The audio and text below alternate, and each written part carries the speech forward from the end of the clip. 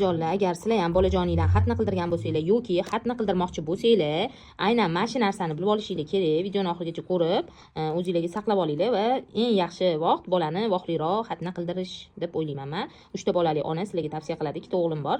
Ikkinchi o'g'lim yaqinda xatni qildirdik 7 oyligida. Birinchi o'g'limni 21 kunligida xatni qildirganmiz. Maslahatim chaqaloqligida 1 oygacha xatni qildirib olinglar. Xo'p, nima kerak bo'ladi sizlarga qizlar? Birinchidan shu betadin kerak bo'ladi. Mana shunaqa 30 mg ni olsanglar bemalol yetar ekan. 3 kun faqat shunda 3 mahal perevazka qilasizlar. Orada bola ichi ketishi bor, u bu.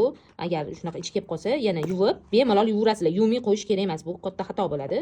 Bolani ichi o'sha xatni qildirgan kun, o'sha zahot yoki kelgan bo'lsa ham, sirazi yuvib, tozalab, mana shuni 3 kun 3 mahal qilasizlar.